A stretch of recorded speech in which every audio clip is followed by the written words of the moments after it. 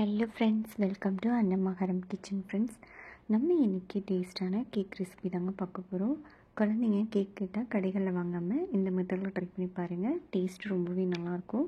வீட்டில் செய்யும்போது ஹெல்த்தியாகவும் இருக்குங்க. வாங்க நம்ம இந்த 2 ரெசிபியும் எப்படி செய்கிறதுன்னு பார்க்கலாம். அதுக்கு முன்னாடி நம்ம சேனலை ஃபஸ்ட் டைம் பார்க்குறவங்க மறக்காமல் சப்ஸ்கிரைப் பண்ணிவிட்டு பாருங்கள். இப்போ நம்ம முதல்ல கோதுமை மாவும் வெல்லம் வச்சு ஹெல்த்தியான கேக் ரெசிபிங்க. டேஸ்ட் ரொம்பவே நல்லாயிருக்கும். மிஸ் பண்ணாமல் ட்ரை பண்ணி பாருங்கள். இப்போ வாங்க நம்ம இதை எப்படி செய்கிறதுன்னு பார்த்துடலாம். இப்போ இதுக்கு கேக் பேன் எடுத்துக்கோங்க. அதில் ஒரு 2-3 சொட்டு எண்ணெய் விட்டு இதை நல்லா தடவி விட்டுக்கலாம். இதுக்கு மேலேயே கொஞ்சமாக கோதுமை மாவு தூவி இந்த மாதிரி எல்லா பக்கமும் நல்லா ஸ்ப்ரெட் பண்ணி விட்டுக்கோங்க. அப்போ தான் நம்மளுக்கு கேக் ஒட்டாமல் வரும். இப்போ ஒரு சின்ன பாத்திரம் வச்சுக்கோங்க. அதில் 3/4 கப் அளவுக்கு வெல்லம் சேர்த்துக்கலாம். 1/4 கப் அளவுக்கு தண்ணி சேர்த்து இதை நல்லா கரைச்சி எடுத்துக்கோங்க. இப்போ இதை எடுத்து வச்சு நல்லா ஆற வச்சுக்கலாம்.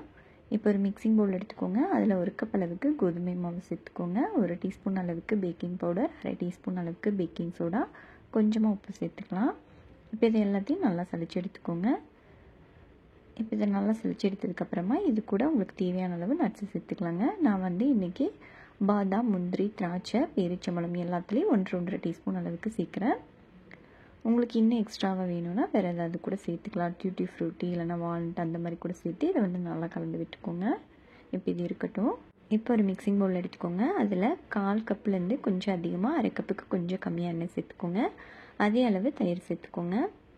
இது பார்த்திங்கன்னா டீஸ்பூன் அளந்தோம்னா 6 டீஸ்பூன் அளவுக்கு வரும். இது கூட 1 டீஸ்பூன் அளவுக்கு வெண்ணிலா எசன்ஸ், நம்ம கரைச்சி வச்சுருந்த வெள்ளத்தண்ணி இது கூட சேர்த்துக்கலாம். நல்லா ஆறிடணுங்க. அதுக்கப்புறமா தான் நீங்கள் சேர்க்கணும். இப்போ இதை எல்லாத்தையும் சேர்த்துட்டு நல்லா கலந்து எடுத்துக்கலாம்.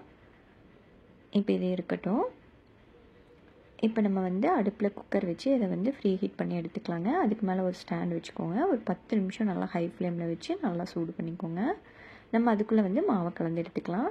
நம்ம கலந்து வச்சுருந்த மாவையும் நம்ம கலந்து வச்சுருந்த எண்ணெய், தயிர் எல்லாத்தையும் சேர்த்துட்டு ஒன்றா கலந்து விட்டுக்கலாம்.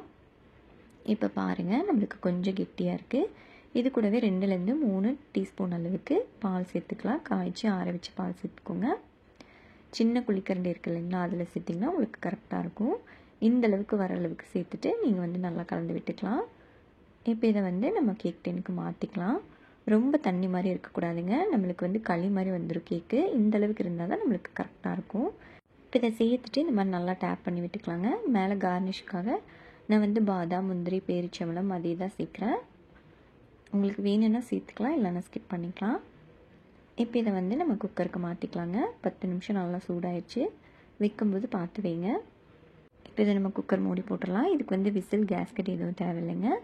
லோ டு மீடியம் ஃப்ளேமில் வச்சு 40-45 நிமிஷம் வேக வச்சு எடுத்துக்கோங்க. நான் பாருங்கள், ஒரு 30 நிமிஷம் கழித்து ஓப்பன் பண்ணி எடுத்து பார்க்குறேன். நம்மளுக்கு கேக் இன்னும் வேகணும். இன்னொரு 15 நிமிஷம் இருக்கட்டும். நான் மொத்தமாக ஒரு 45 நிமிஷம் வச்சு எடுத்தேன்.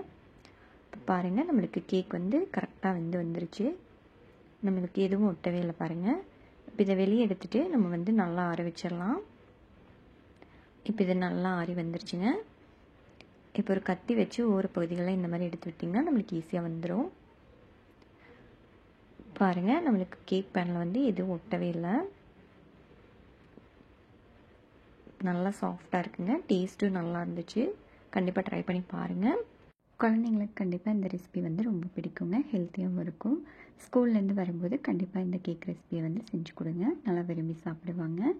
இப்போ நம்ம 2வது கேக் ரெசிபி பார்த்திங்கன்னா, நம்ம முட்டை எதுவும் இல்லாமல் நார்மலாக பேசிக் கேக் எப்படி செய்யலான்னு பார்க்கலாங்க. இதுவும் செய்கிறது சிம்பிளாக இருக்குங்க. டேஸ்ட் நல்லாயிருக்கும். கண்டிப்பாக இதையும் ட்ரை பண்ணி பாருங்கள். இப்போ வாங்க நம்ம இந்த ரெசிபியும் எப்படி செய்கிறதுன்னு பார்க்கலாம். இப்போ முதல்ல நம்ம கேக் ட்ரை ரெடி பண்ணி எடுத்துக்கலாங்க. நீங்கள் வீட்டில் அலுமினியம் பவுல் ஏதாவது இருந்துச்சுன்னா நீங்கள் எடுத்துக்கோங்க. இந்த மாதிரி ஸ்கொயராக இருக்கிறது எடுத்துக்கலாம். இல்லைன்னா இந்த மாதிரி ரவுண்டாக இருக்கிறது எந்த பவுல் வேணாலும் நீங்கள் எடுத்துக்கலாம். இதில் எண்ணெய் இல்லைன்னா நெய் நல்லா தடவி எடுத்துக்கோங்க. தடவிட்டு இதுக்கு மேலேயே மாவு சேர்த்துக்கலாங்க. உங்கள்கிட்ட பட்டர் பேப்பர் இருந்துச்சுன்னா நீங்கள் பட்டர் ஷீட் கூட சேர்த்துக்கலாம். மாவு சேர்த்துட்டு இந்த மாதிரி எல்லா பக்கமும் நல்லா டஸ்ட் பண்ணி எடுத்துக்கோங்க. அப்போ தான் நம்மளுக்கு கேக்கு ஈஸியாக வெளியே வரும். இப்போ இது இருக்கட்டுங்க. ஒரு மிக்சிங் பவுல் எடுத்துக்கோங்க. அதில் 1/2 கப் அளவுக்கு சர்க்கரை சேர்த்துக்கலாம். அப்படி இல்லைன்னா நல்லா பொடி பண்ணிவிட்டு 1 கப் அளவுக்கு சர்க்கரை பொடி சேர்த்துக்கோங்க. இது கூடவே 1/4 கப் அளவுக்கு எண்ணெய் சேர்த்துக்கலாம். வாசனை இல்லாத எண்ணெயாக சேர்த்துக்கோங்க. 1/2 கப் அளவுக்கு புளிப்பில்லாத தயிர் சேர்த்துக்கோங்க. இப்போ இது எல்லாத்தையும் சேர்த்து நல்லா இந்த மாதிரி ஒரு விஸ்க் வச்சு நல்லா கலந்து எடுத்துக்கோங்க. சர்க்கரை வந்து நல்லா கரைஞ்சி வர வரைக்கும் நல்லா வந்து விஸ்க் பண்ணி எடுத்துக்கோங்க. இப்போ பாருங்கள், சர்க்கரை வந்து நல்லா கரைஞ்சி வந்துருச்சு. இப்போ இது கூட வந்து வாசனைக்காக 1/4 டீஸ்பூன் அளவுக்கு வெண்ணிலா எசன்ஸ் சேர்க்குறேங்க. உங்கள்கிட்ட இருந்துச்சுன்னா சேர்த்துக்கலாம், இல்லைன்னா ஸ்கிப் பண்ணிக்கோங்க. ஏலக்காய் தூள் அந்த மாதிரி கூட சேர்த்துக்கலாம். அப்படி இல்லைன்னா வேறு ஏதாவது ஃப்ளேவர் பிடிக்கும் அப்படின்னா கூட நீங்கள் அந்த ஃப்ளேவர் வந்து சேர்த்துக்கலாம். சேர்த்துட்டு நல்லா கலந்து எடுத்துக்கோங்க. இப்போ நம்ம மாவு சேர்த்துடலாங்க. இதை வந்து நல்லா சளிச்சு எடுக்கிறதுக்கு ஒரு சல்லடை வச்சுக்கோங்க. அதில் 1 கப் அளவுக்கு மைதா மாவு, 1 டீஸ்பூன் அளவுக்கு பேக்கிங் பவுடர், 1/2 டீஸ்பூன் அளவுக்கு பேக்கிங் சோடா, கொஞ்சமாக உப்பு சேர்த்து இதை வந்து நல்லா சளிச்சு எடுத்துக்கோங்க. உங்களுக்கு மைதா மாவு வேண்டாட்டி நீங்கள் கோதுமை மாவோட சேர்த்து செஞ்சுக்கலாங்க. இப்போ பாருங்கள், இதை நல்லா சளிச்சு எடுத்தாச்சு.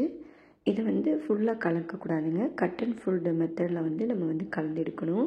அப்போ தான் நம்மளுக்கு அந்த ஏர் பபிள்ஸ் எல்லாம் நல்லா வரும். அப்போ தான் கேக்கும் வந்து நல்லா சாஃப்டாக இருக்கும்.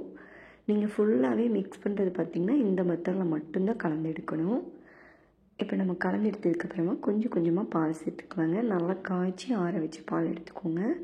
அதிகமாக பால் தேவைப்படாது. ஒரு 2லேருந்து 3 டீஸ்பூன் அளவுக்கு தான் தேவைப்படும். கொஞ்சம் கொஞ்சமாக சேர்த்து அதே மாதிரி நீங்கள் வந்து நல்லா கலந்து எடுத்துக்கோங்க.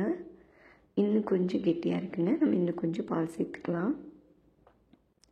இப்போ பாருங்கள், நம்ம எல்லாத்தையும் நல்லா கலந்து எடுத்தாச்சு.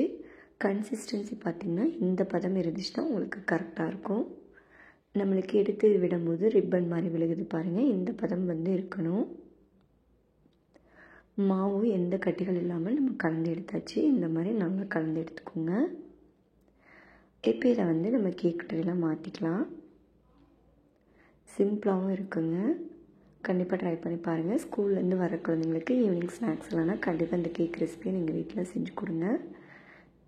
இப்போ இது இருக்கட்டும். நம்ம வந்து நல்லா அடிகனமான பாத்திரமாக வச்சு இதை வந்து சூடு பண்ணி எடுத்துக்கலாங்க. நான் வந்து இன்றைக்கி குக்கரில் தான் வைக்கிறேன். குக்கர் வச்சு மேலே ஸ்டேண்ட் வச்சுக்கோங்க. இதில் கேஸ்கட் இதில் விசில் வந்து எதுவும் போட வேணாம். இதை வந்து ஒரு 5 நிமிஷம் மீடியம் ஃப்ளேமில் வச்சு நல்லா சூடு பண்ணி எடுத்துக்கோங்க. இப்போ வந்து நம்ம கேக் ட்ரே வந்து உள்ளே வச்சிடலாம். நல்லா இந்த மாதிரி 2-3 தடவை நல்லா டேப் பண்ணிவிட்டு உள்ளே வைங்க. வைக்கும்போது கொஞ்சம் கேர்ஃபுல்லாக வைங்க, சூடாக இருக்கும். இப்போ இதை வந்து நம்ம க்ளோஸ் பண்ணிடலாம். இதை வந்து 35லேருந்து 45 மினிட்ஸ் லோ டு மீடியம் ஃப்ளேமில் வச்சு குக் பண்ணி எடுத்துக்கோங்க. உங்களோட பாத்திரத்தோட தன்மைக்கு தகுந்த மாதிரி அந்த கேக் வந்து வேகிற தன்மை ஒரு 5லேருந்து 10 நிமிஷம் டிஃப்ரென்ஸ் வருங்க. இப்போ கேக் வந்து நல்லா வெந்துருச்சு. இது நல்லா ஆறுனதுக்கப்புறமா நம்ம வந்து வெளியே எடுத்துடலாம். ஓரங்கள்லாம் இந்த மாதிரி கத்தி விட்டு எடுத்து விட்டுங்க. இந்த கேக் வந்து ஈஸியாக வெளியே வந்துடும். கண்டிப்பாக குழந்தைங்களுக்கு இது ரொம்ப பிடிக்குங்க. வீட்லேயே செய்கிறங்காட்டி டேஸ்ட்டும் நல்லாயிருக்கும். இந்த மாதிரி லைட்டாக 2-3 தடவை டேப் பண்ணி விட்டுங்க, ஈஸியாக வந்துடும். இப்போ உங்களுக்கே பார்க்கும்போது தெரியும் கேக் வந்து நல்லா சாஃப்டாக இருக்கும். பாருங்கள், ஈஸியாக வெளியே வந்துருச்சு. இப்போ இதை நம்ம எடுத்து கட் பண்ணிக்கலாம். கண்டிப்பாக இந்த ரெசிபியை நீங்களும் வீட்டில் செஞ்சு பார்த்துட்டு எப்படி இருந்துச்சுன்னு உங்கள் கமெண்ட்ஸை மறக்காமல் கமெண்ட் செக்ஷனில் சொல்லுங்கள். இந்த வீடியோ பிடிச்சிருந்தா சேனல் லைக் பண்ணி சப்ஸ்கிரைப் பண்ணிக்கோங்க. உங்கள் ஃப்ரெண்ட்ஸ் அண்ட் ஃபேமிலி மெம்பர்ஸ் கூடயும் மறக்காமல் இந்த வீடியோவை ஷேர் பண்ணுங்கள். வீடியோ பார்த்த அனைவருக்கும் நன்றி.